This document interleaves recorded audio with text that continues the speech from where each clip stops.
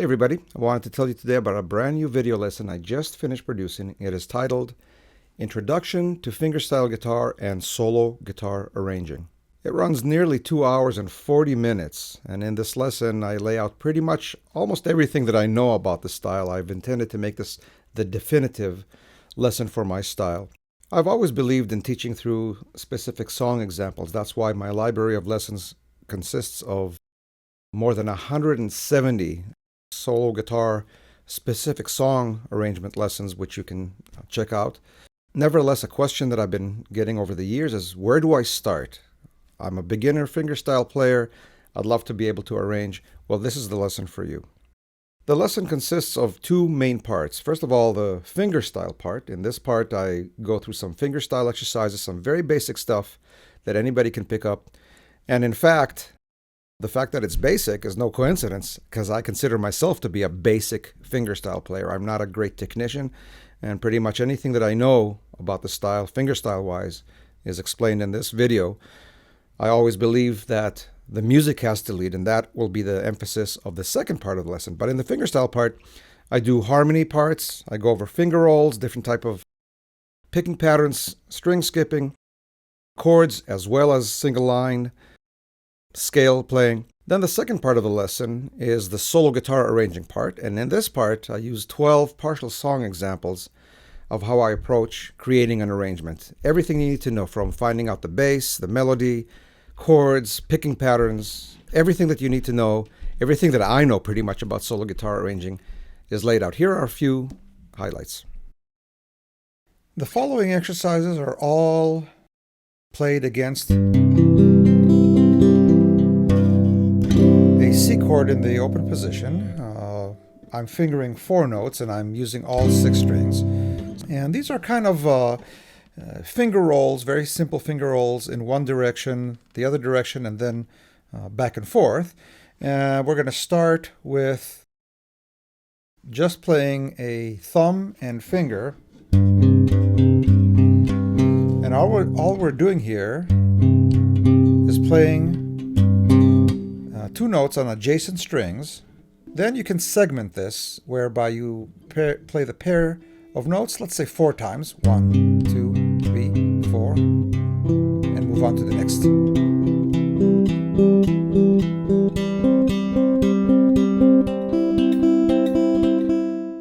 The next logical step is to add another finger.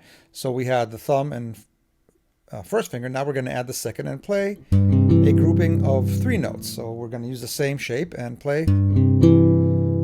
By adding more notes to the pattern, in this case spanning 3 notes, we can further expand the type of pattern. Right now we played a pattern that we're going up and turning around to go down and start over,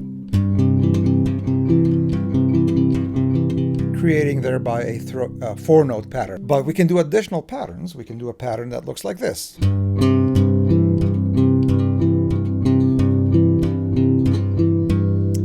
The examples so far featured alternating fingers, and one variation, though we haven't done, is playing notes at the same time. And at this point, maybe we can introduce the downstroke.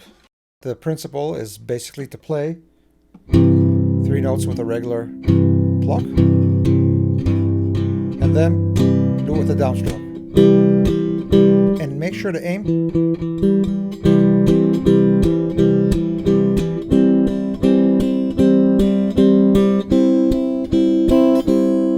And again, you get that downstroke type sound. You can play an E chord.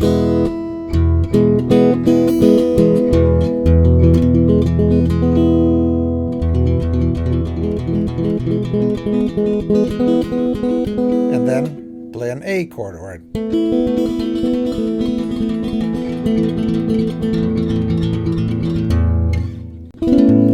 can play with more interesting harmonies.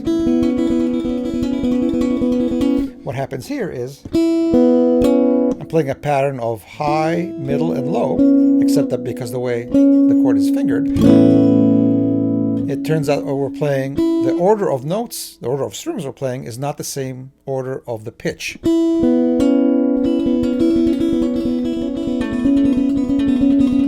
something here. And the way I'm playing this chord, it's just a random chord out of millions that you can play on the guitar. This next portion of right hand exercises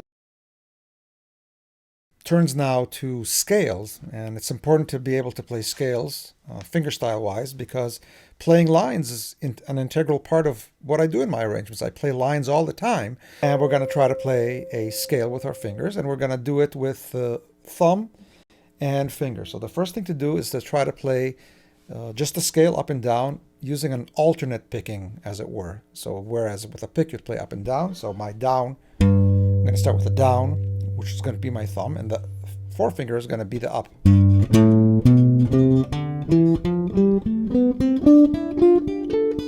I'd like to discuss now several specialty techniques that relate especially to the bass.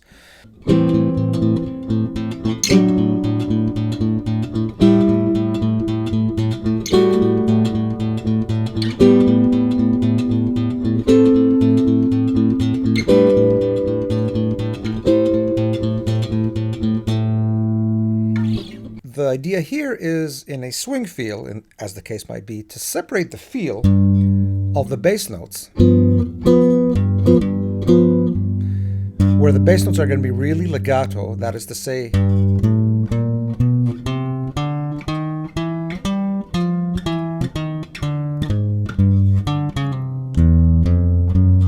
this case I'm playing a blues in G.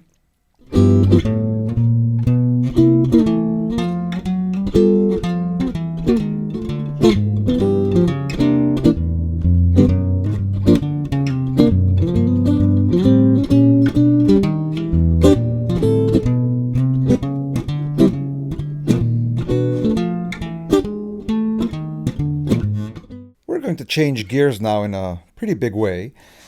The title of this lesson is Introduction to Fingerstyle Guitar and Solo Guitar Arranging, and up to this point the major focus, with the exception of the introduction, the major focus was on the fingerstyle part. I demonstrated various techniques without context of music, and I also said in the introduction that music always has to be the most important thing. That yes, you can do some exercises separate from the music, but it's best to get into the music as soon as possible. So from here on, I'm going to give a fair number of examples, maybe 8 or 10 or more, demonstrating how I take some of those techniques that I already demonstrated and incorporate them into specific arrangements, maybe not full arrangements, but at least portion of certain songs.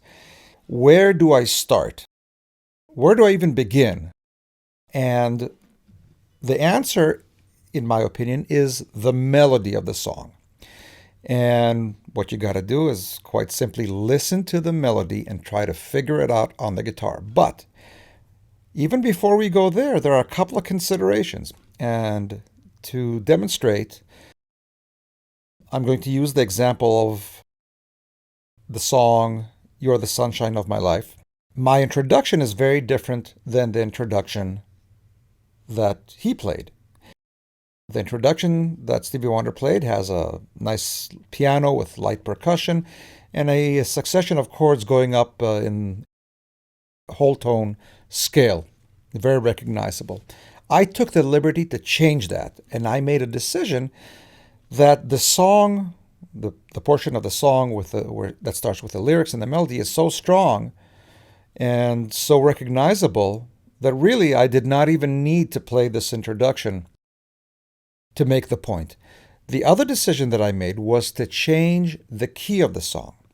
And what struck me is that the melody, to my field, the way I play, the way I lay my fingers on the instrument, it felt forced, a little too high. So I can play it in B, but it sounds a little high to me.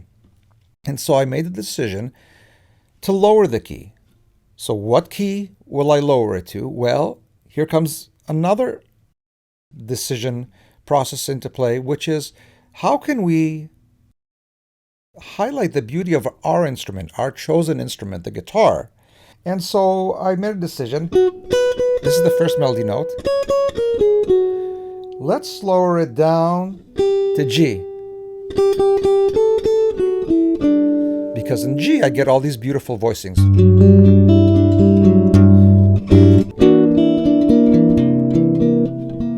Look how I take advantage of these open strings.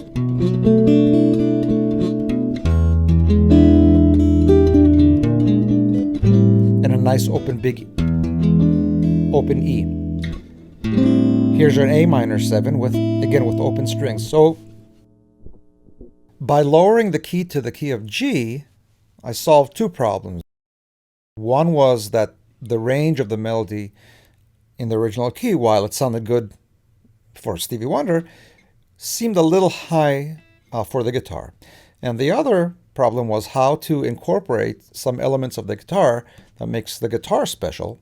And by lowering it to the key of G, I solved these problems. A simple melody such as this one can be played in 1,000 different ways on the guitar. And I'm not here to tell you which way to play.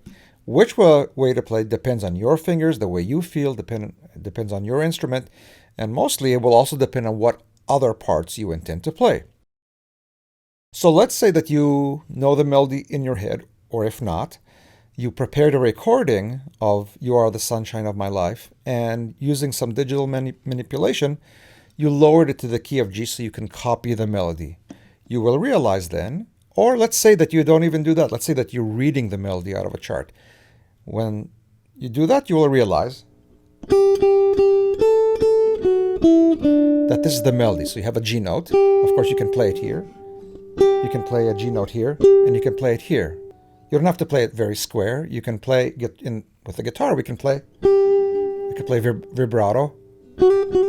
We can play little approach notes to kind of not emulate the voice, or maybe to emulate the voice as much as we can as guitar players. We can slide in. And then we can beautify the melody with a little bit of phrasing. That's something that we can do. Again, add to our decision process. And then we're just doing the melody right now. We haven't even added anything. And what inspired me to do that? What inspired me to do that is Stevie Wonder's own voice. Because if you listen to him sing, that's a signature part of what he does. Is he doesn't play the melody square. He approaches it from below, from above. He does the voice equivalent of hammers and pulls. And we should take advantage of those things and add those to our arrangement. In this case, we're going to use root notes. So if we're in the key of G, as long as I'm playing this G note, the root of this chord is G, and therefore I can play a G in the bass. And here's one right here. So already, if I wanted to play this nice deep G note, I'm not going to play my melody right here. Now, that doesn't say that I cannot play another bass note. There's a G note right here, so I can play this.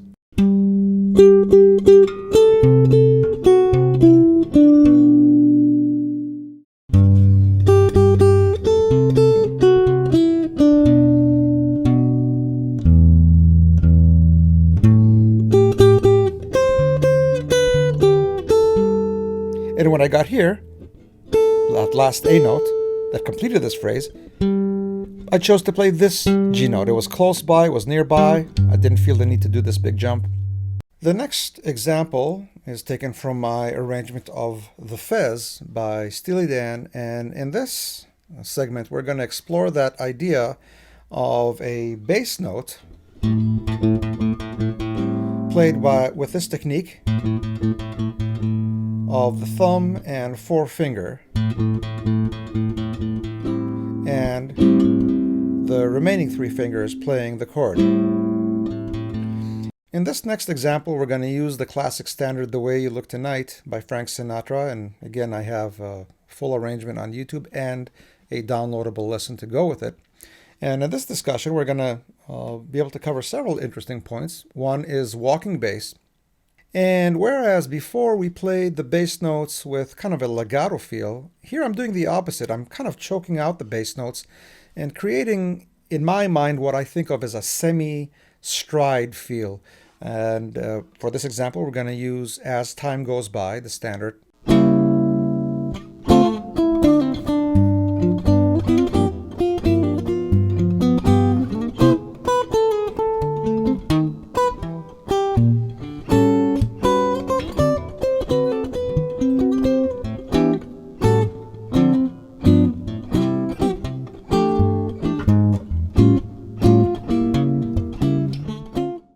next example includes all pretty much the elements that we already discussed in terms of playing bass notes on strong beats, playing the melody, syncopated, chord arpeggiation. The difference here is that most of my arrangements, or many of them, were played in all over the neck, especially the jazz ones.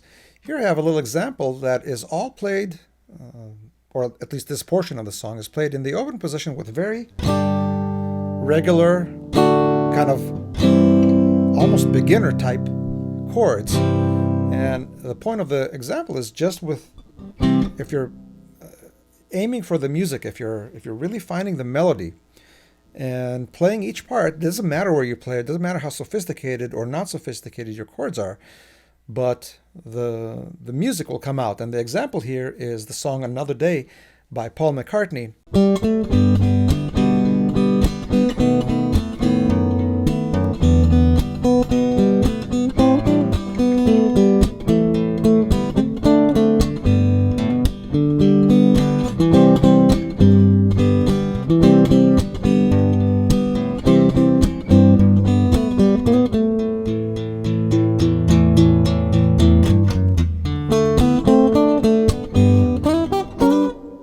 The lesson is available to download. Reach me at jake.reichbart@gmail.com. The contact information is also laid out in the video information below. And finally, I know that you've seen this guitar many times and you've been asking about the duct tape. And I'm not going to answer that question, but instead I'm going to answer a question that you didn't ask, and that is, what does this guitar look like from behind?